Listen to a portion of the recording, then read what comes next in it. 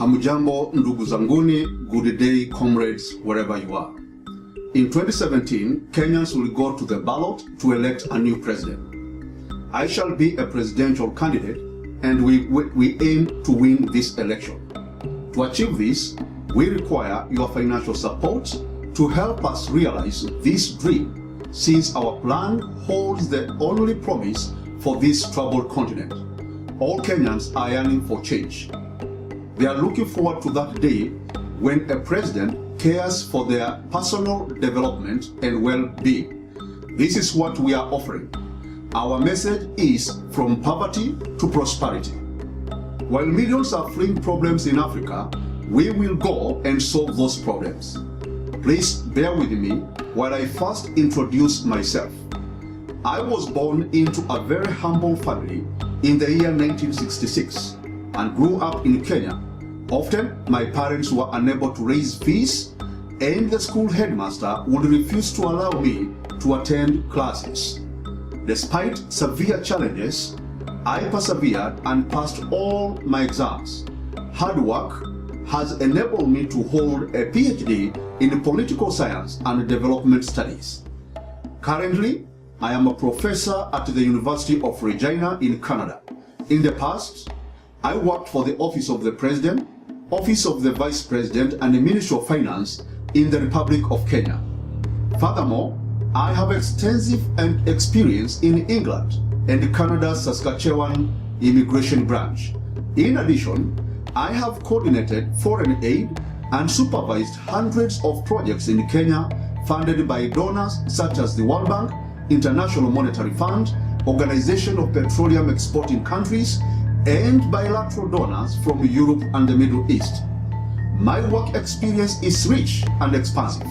I understand what every ministry in the government entails and the challenges they face. Also included is a vast experience in managing public affairs as a public administrator. Despite being in the 21st century, the conditions in Kenya tell a most devastating story. Over 70% of families in Kenya still live in mud-wall, grass-thatched huts. Over 12 million are afflicted with jiggers, which we will attempt to eradicate in the shortest time possible. In addition to the many deaths each year, death stakes women and girls in Africa. Across Africa, over 680,000 women and girls die each year from inhaling toxic smoke pollution emitted from firewood when cooking food for their families.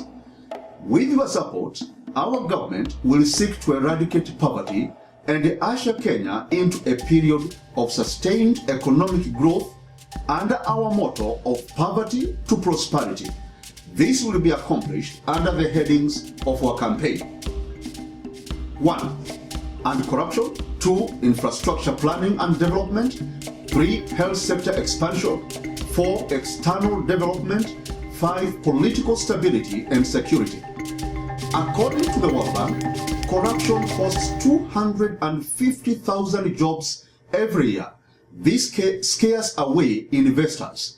We shall fight corruption in all its facets. Our government will work closely with the World Bank and other international partners to ensure highest standards of accountability and transparency. Those engaging in corruption will be prosecuted and all proceeds of corruption seized. We shall undertake major infrastructure development projects to create jobs and prosper Kenya, including wastewater treatment expansion, power expansion, road construction and rehabilitation, water treatment expansion, and work will be undertaken to deal with the solid waste disposal problems beginning in the major cities. Less than 50% of Kenyans currently have access to clean water. Only about 25% of Kenyans are currently connected to sewerage systems. Open row sewage is everywhere in all Kenyan cities. Our infrastructure expansion programs will result in a healthier living environment for the Kenyan people and an increased standard of living. Kenya health sector is in shambles. There are no adequate cancer facilities in Kenya, and a significant number of cancer patients have to seek treatment abroad. We shall modernize our hospitals and equip them with the latest medical technology. To do this, we plan to work very closely with the specialized companies in North America and Europe. Our government shall work closely with the foreign investors and promote external development within Kenya. Business laws will be generated to protect foreign investors and create the best environment for them to thrive in Kenya. This will increase employment opportunities for Kenyans and everyone's standards of living. Security and political stability is critical for both Kenya and our foreign investors. We shall address the adequacy of the Kenyan police and military forces. This will entail a detailed scrutiny of items such as salaries, equality of pay, adequate training and equipment, housing requirements, and standards of male and female officers. We shall enact policies that address the underlying causes of political unrest and ethnic violence, including inclusivity of all tribes in the national affairs and decision making. I would now like to take a few minutes and review the current government 2015 national budget. The 2015 national budget had allocated 24 billion Kenya shillings for labor and social services. Over 23 million Kenyans live below the poverty line and therefore cannot afford basic life necessities. Based on the current government's budget, this would allow impoverished Kenyans to receive approximately 1,000 Kenya shillings per year. This translates into approximately $10 a year. How can the current government justify such an inadequate budget for such an important socio-economic sector when the current poverty line for Kenyans is approximately 44,000 Kenya shillings per year? Patients in hospitals are required to bring many essentials with them, such as blankets, soap, syringes, etc. They also sleep on the hospital floors. The current government had allocated 59 billion Kenya shillings in their 2015 budget. Where did this money go to?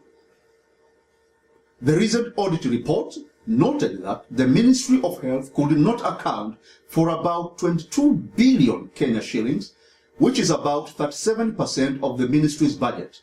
Government paid for drugs were also seen being resold in private hospitals. This practice has led to a loss of millions of Kenya shillings on a yearly basis. It would appear the current government has failed to rein in this corruption. Parents in general are required to pay direct fees to schools and universities, in addition to a government budget of 335 billion Kenya shillings. Yet, students are still learning in the open, school buildings are dilapidated and falling apart, and approximately 90% of schools are barely maintained, if at all. Universities and college buildings are dilapidated. Schools lack basic tools such as chalk, desks, washrooms, and books, etc. Where did the funding go to? Thousands of students cannot join secondary schools or colleges for lack of fees to pay for their education. Yet, in 2010, Kenya shillings 8 billion or 111 million Canadian dollars were misappropriated from the Ministry of Education, forcing foreign donors to demand the Kenyan government return their aid in this sector. Where did these misappropriated funds go? Where was the control by the government over these funds? International trade has decreased by an annualized average rate of 2.2% every year since 2005. Kenya still exports the same goods in raw form it exported in the 1960s to the same countries. The volume of exports has decreased year by year by about 2.7% since 2005. Why is Kenya not exporting more range of goods from the agricultural sector, technology, and manufacturing components on a greater scale to the North American and European markets? Where is the bulk of these funds budgeted here go to? More than 70% of Kenyans live in slums and mud wall houses throughout Kenya. Where did the 32 billion Kenya shillings go to? What is the status of the Kibera slum upgrading project in Nairobi, began in 2003? It is reported that the housing upgrading earmark to give up to 5 million slum dwellers dignified dwellings was to be completed within 15 years. But to this date, only about 900 dwellings have been built, accommodating about 2,000 families out of 5 million. Why has the government failed to speedily implement this project? Throughout all cities and towns, no meaningful infrastructure development is visible. Moreover, wastewater treatment plants are overcapacitated in every major city, and only approximately 25% of households are connected to the system. Water treatment plants are few, and less than 50% of the population is able to obtain safe drinking water.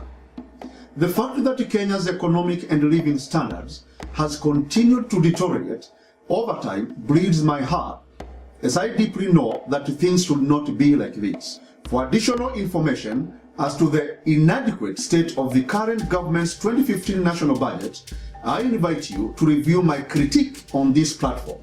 Our dream is to realize the strong and poignant message which lives in my heart and that of my team: poverty to prosperity. Asanteni sana. Thank you very much. Mungu aibariki Kenya. God bless Kenya. Thank you.